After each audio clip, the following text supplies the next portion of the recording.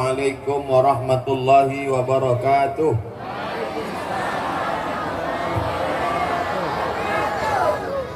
Anak raja menangkap balam-balam ditambek di kota Padang. Dari bunyi sambutan salam nampaknya alun makan siang. Ba'akaba ajo uni ama adia sadonyo sehat. Alhamdulillahirabbil alamin. Allahumma shalli ala sayyidina Muhammadin wa ala alihi wa sahbihi wa man tabi'ahu ila yaumiddin. Sama-sama awak hormati Bapak Wali Kota Pariaman, Bapak Wakil Wali Kota beserta rombongan, buya-buya, alim ulama, cerdik pandai, nenek mama, hadirin hadirat, nan gadang dak dimbogala, nan ketek dak disabui namo. Insyaallah awak sadonyo dimuliakan Allah Subhanahu wa taala. Hari iko ambo diminta menyampaikan kultum. Kultum itu artinya kuliah 7 menit. Ndak boleh labiah. Kalau labiah namanya kulibas, kuliah 5 baleh menit. Pada kesempatan iko ada 5 nan bisa awak ambil pelajaran. Yang pertama, anak-anak mesti mengaji maghrib tiap malam, maghrib ke isya. Setuju? Mangalo setuju? Ternyata iko adalah surau tampe Haji Herman dulu mengaji tiap malam. Awak tidak tahu di antara anak-anak mengaji kon entah mana akan menjadi gubernur, mana menjadi jenderal, entah mana menjadi presiden, entah anak mana menjadi orang kayo banyak pitinya. Pulang inya membangun masjid, surau awak dibangunnya gadang meriah megah. Jadi kalau ada anak-anak ketek mengaji di surau maribui menangis, jangan awak terlampau berang bana. Sebab apa? Mereka lah yang akan menjadi harapan masa depan. Betul? Abdul Somad itu masa lalu. Yang masa depan itu kamu guys. Kau buktinya bara puluh tahunan lalu siana menyangka bahwa Haji Herman akan pulang ke Pariaman membangun masjid. Ada bapak ibu nan tahu?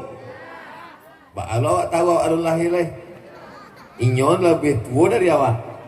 Lalu kemudiannya pulang membangun masjid. Inyo memang spesialis membangun masjid. Bulan Patang, ambo di Jakarta diundang di masjid inyo khutbah pertama hari Jumat. Masjid inyo juga membangun. Lalu kemudian pulang. Man bana masjidan, siana membangun masjid, banallah mithlahu baitan fil jannah, maka Allah sudah membuatkan rumah di surga untuknya. Ambo ingin anak ambo bangun masjid untuk ambo, maka dibangunnya masjid namanya Masjid As-Somad. Ya, ambo Somad. Beko adu masjid kadang besar, nama masjid Masjid Al-Ajo. Al artinya keluarga, Ajo keluarga Ajo Piaman. Dibangunnya masjid subuh, zuhur, asar, maghrib, isya, tahajud, tarawih, duha, 24 jam mengalir pahala. Apalagi masjid iko di pinggir tepi jalan raya. Walaupun masuk seketek dibuat baliho gadang pamflet masjid, maka tidak akan kosong orang singgah tarui ke masjid. Saja orang nak pai-painya singgah ke masjid. Pak, bapak mau mampir ke masjid? Iya. Mau ngapain? Buang air kecil. Walaupun inyo tidak sembahyang di dalam, tapi inyo sudah mampu melepaskan kesulitan orang. Man yassara an mu'sirin, siapa yang memudahkan urusan orang, dimudahkan Allah pula urusannya di akhirat.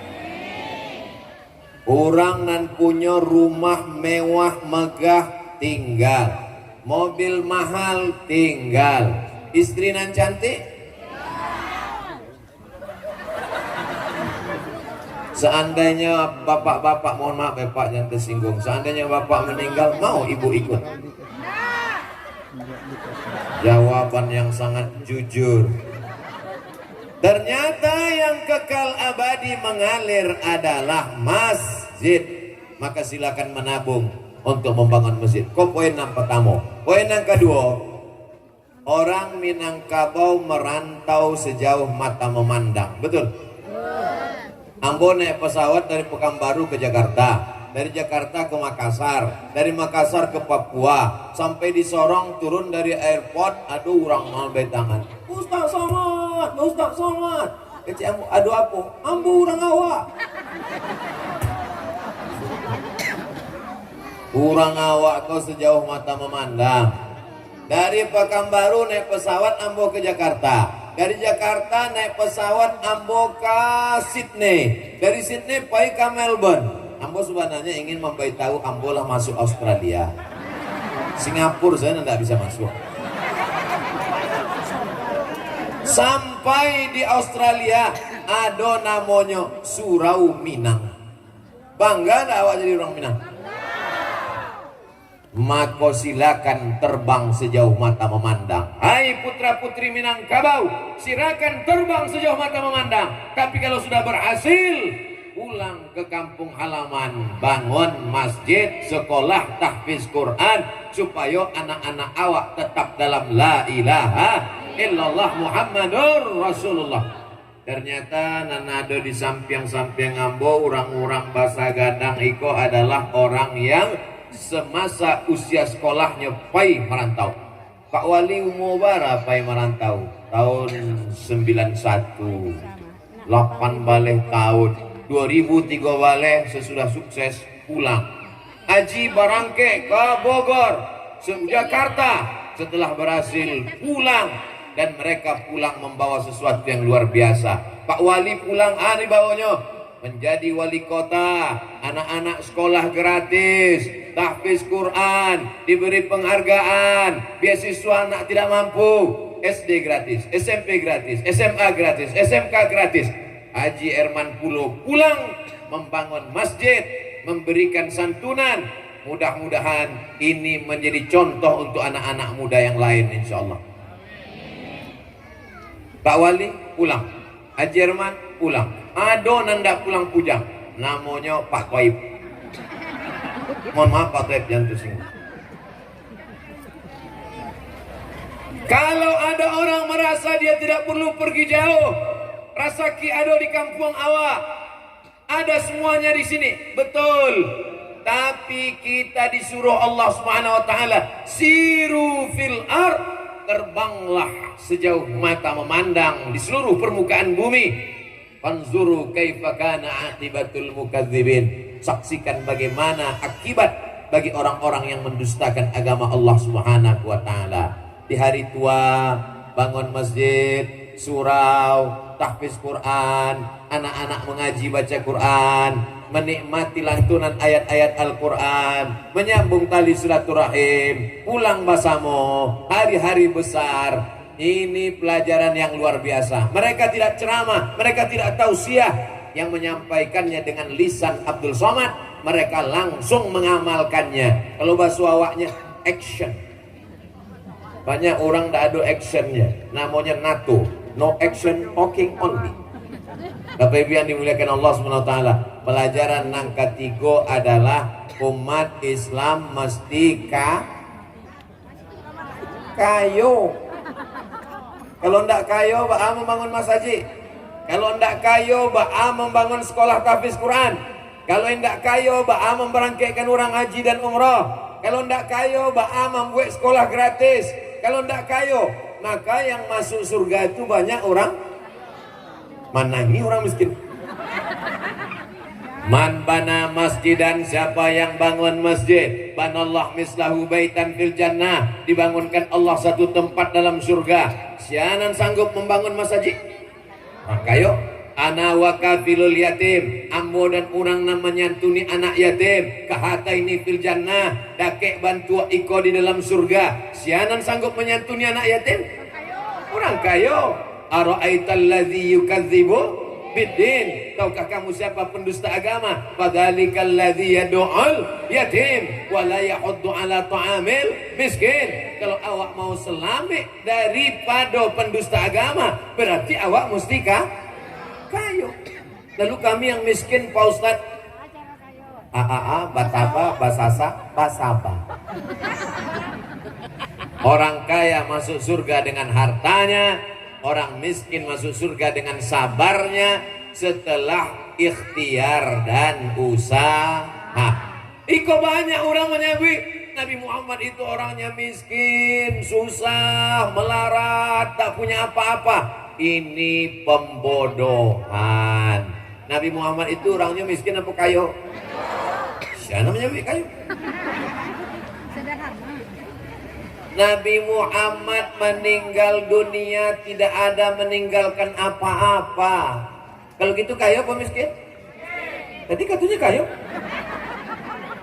Nabi Muhammad waktu menikah namo istrinya Khadijah, umurnya 25 tahun, maharnya 20 ekor onta.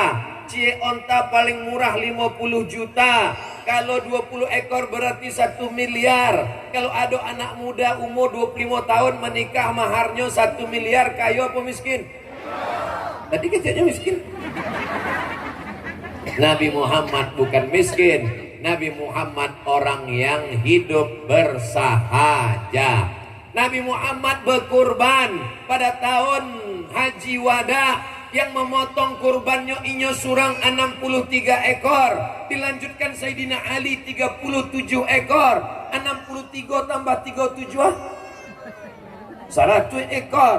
Kalau 100 ekor onta kali 50 juta, berarti Nabi Muhammad orang kaya apa orang miskin? Kaya 50 ekor onta.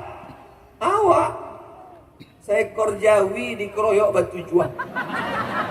Itu pun jawinya kurui. Sudah kurui komplain lo ke panitia. Mohon dagingnya hantar ke rumah. Mohon dagingnya, jantungnya, paruhnya, kulitnya, kakinya. Kalau ada orang bantu itu, aki saya kayaknya potong surang, aki surang, makan surang, mati surang. Nangka ampe bahwa awak mesti menyambung tali silaturahmi. Iko hari iko awak silaturahim. Kalau ndak ada acara, sebenarnya kalau Mas Haji kau dibuat orang datang sembahyang kan selesai kan? Untuk apa dibuat acara kok? Menyambung tali silaturahim. Dan selama iko ndak amuah tibo, timbau satu hari 5 kali hayya 'alas shalah, angku sajalah gitu. Ndak amuhnya tibo ke Mas Haji. Mama kau dibuat pengumuman, hadirilah tablik akbar bersama Ustadz Abdul Somad. Ada datangnya. Wah datang untuk apa sembahyang? Enggak, ini mencaliannya saja. La yadkhulul jannah, tidak masuk surga qati'ur rahim. Ambo cari nama Pak Wali, aduh. Nama tokoh, aduh ambo cari. Mana enggak ada nama ambo? Rupanya dianteh gitu. Begitulah masyarakat Pariaman menghormati Abdul Somad. Disabui pulau dek protokol Ustadz besar gitu. Apa lo ganteng? Tapi yang dimuliakan Allah Subhanahu wa taala, maka doa. Untuk apa nama Abdul Somad dibuat di situ? Supaya sado anak cucu awak nanti bo ka masjid ikonya datang sembahyang dicaliaknya nama masjid diresmikan pada tanggal 20 pada tanggal 3 Juli 2022 nampaknya situ oleh Ustadz Abdul Somad. Oh, nama resmikan masjid kau dulu almarhum Ustadz Somad. Waktu itu ambola mati. Ingatnya dibacakannya Allahumma fillahu warhamhu. Bayangkan tiap hari ada orang sembahyang, ada orang singgah, mencaliak nama ambo, didoakannya ambo. Nama membangun masjid bukan ambo. Buya dengan Haji Herman pergi ke Makkah mencari gambar bahas pintunya bantu masuk Masjid Nabawi. Maka cantik Masjid Nabawi. Ambo indah ikut menggambarnya, ambo indah ikut membangunnya, ambo indah ikut membebaskan tanahnya, ambo giliran tanda tangannya Abdul Somad. Memang baik-baik masyarakat. Mudah-mudahan Allah membalas sado kebaikan. Itulah 5 poin nan ambo sampaikan dalam kesempatan nan baik dan mulia iko. Mudah-mudahan masyarakat memakmurkan masjid iko dengan sholat berjamaah, anak-anak mengaji, ibu-ibu pengajian sore, silakan datang mengaji, jangan membuat yang macam-macam, jangan ribah adu domba. Mudah-mudahan masjid ini menebarkan rahmat bagi lingkungan sekitarnya. Terima kasih, mohon maaf menangkap puyuh di Bukit Selasih. Thank you dan terima kasih. Aku qouli hadza astaghfirullah li wa lakum. Wassalamualaikum warahmatullahi wabarakatuh.